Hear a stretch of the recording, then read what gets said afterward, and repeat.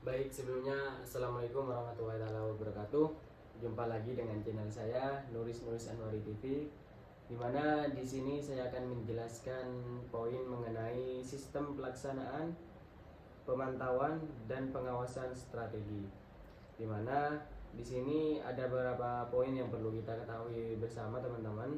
Yang pertama itu tentang pelaksanaan rencana strategi, di mana di sini pelaksanaan perencanaan strategi merupakan suatu yang dilaksanakan dari adanya persiapan yang disusun dengan menggunakan segenap kemampuan.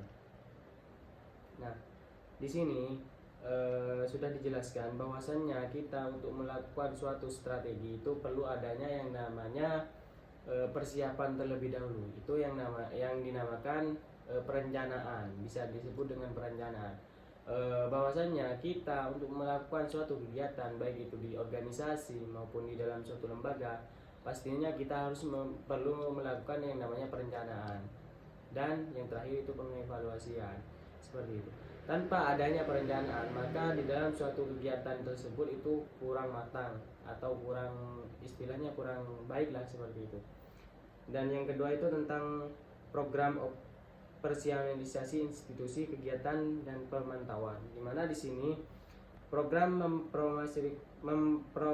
mengoperasionalkan strategi institusi. Untuk sebuah strategi kita harus merencanakan tindakan fungsional dan tindakan individual yang nyata. Nah, di mana di sini ada dua yang perlu kita ketahui, itu tindakan fungsional dan individual, di mana dua fungsi ini sangat berkaitan. Jika salah satunya itu tidak ada, maka di dalam suatu program operasional institusi itu kurang baik, seperti itu.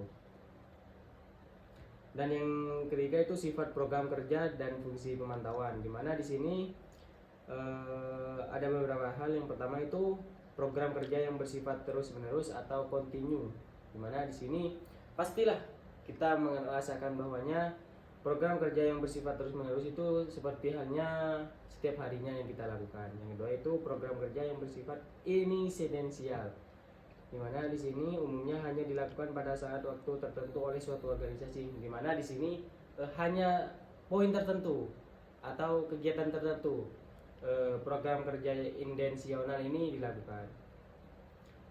Dan yang terakhir itu tentang unsur dan prinsip rasionalisasi program dalam mengembangkan institusi. Yang pertama itu tujuan jelas, rencana strategis, partisipasi stakeholder. Yang keempat sumber daya, evaluasi, pengembangan kapasitas, fleksibel dan lain sebagainya. Yang poin E, sistem langkah dan prinsip pengawasan. Yang pertama itu langkah-langkah pengawasan, menciptakan standar, membandingkan kegiatan yang dilakukan, melakukan ketidak kontraksional. Mungkin itu sedikit pemaparan dari saya. Jika ada kebenaran itu murni dari Allah Subhanahu wa taala, jika ada kesalahan itu murni dari saya pribadi. Mungkin itu yang dapat saya sampaikan, kurang dan lebihnya mohon maaf. Wassalamualaikum warahmatullahi wabarakatuh.